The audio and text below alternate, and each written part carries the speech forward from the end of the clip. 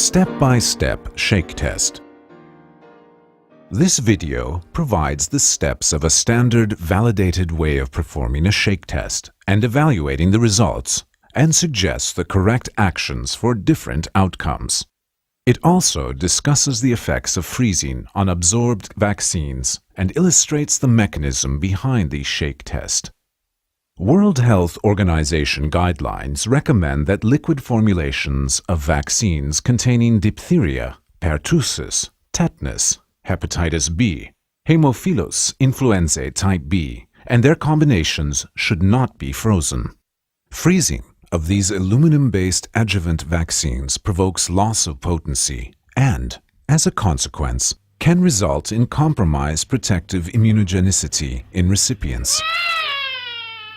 When freezing is suspected, the shake test is the only test that can be performed in order to understand whether vaccines are affected by freezing and should not be used. When performed correctly, the shake test produces 100% reliable and valid results. Its sensitivity and specificity have been tested by the World Health Organization and confirmed at a 100% level against both freezing status and phase contrast microscopy.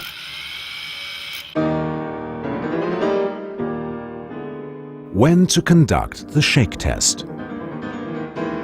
The shake test should be conducted when freezing is suspected. Freezing can only be suspected when temperature monitoring devices are checked. A freezing alarm can usually be found in electronic temperature monitoring devices accompanying international shipments. Although a thermometer is not an ideal temperature monitoring device, it can show that the current temperature of the refrigerator is below zero. Likewise, the storage facility alarm system can warn responsible officers about freezing. Similarly, freeze indicators can also warn health workers about freezing temperatures. In all these situations, the shake test should be conducted. The shake test should not be conducted under these circumstances. When the vaccine is already frozen solid, there is no need to conduct the shake test. Such vaccines must be discarded according to standard disposal procedures. Some DTP vials, when exposed to sub-zero temperatures without freezing, develop white lumps of sediments that are attached to the walls of the glass vial. A homogeneous solution cannot be obtained despite vigorous shakings in such vials. The shake test should not be conducted on such vials, and they should also be discarded. How does the shake test work? The shake test is designed to determine whether absorbed vaccines have been affected by freezing. In order to understand how the shake test works, let us take a closer look into a freeze-sensitive vaccine vial.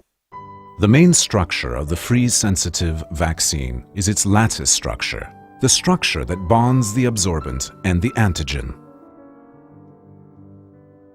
After freezing, this bond is broken.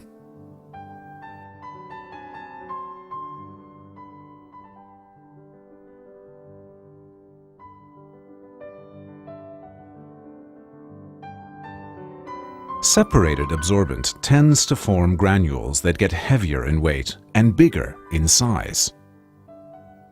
After the vial is shaken, the granules gradually settle at the bottom of the vial.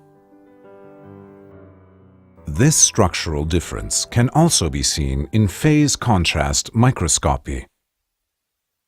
Following shaking, sedimentation occurs faster in a vaccine vial that has been frozen compared to a vaccine vial of the same antigen and batch from the same manufacturer that has never been frozen. It is simply physics. A solution with heavy particles sediments faster. The shake test is about observing the sedimentation rate between a suspected vial and a vial that has been purposely frozen and used as a control vial. Step by step, how to conduct a shake test. The WHO has developed a standard shake test learning guide that can also be used as a checklist. The steps described in this guide must be followed thoroughly. The first step in conducting the shake test is to prepare a frozen control vial. Take a vial of vaccine of the same type and batch number as the vaccine you want to test. It should also be made by the same manufacturer. If more than one batch is in question, a frozen control sample should be prepared separately for each batch, and each batch should be tested with its own control sample. This vial must be clearly marked as frozen. Place the vial in the freezer compartment of the refrigerator overnight until its contents are completely solid.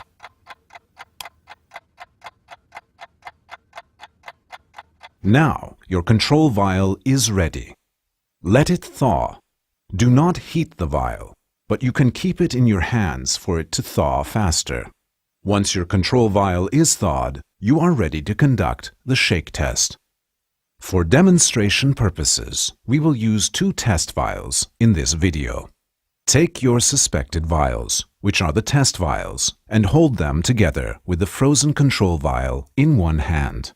Shake all vials vigorously for 10 to 15 seconds.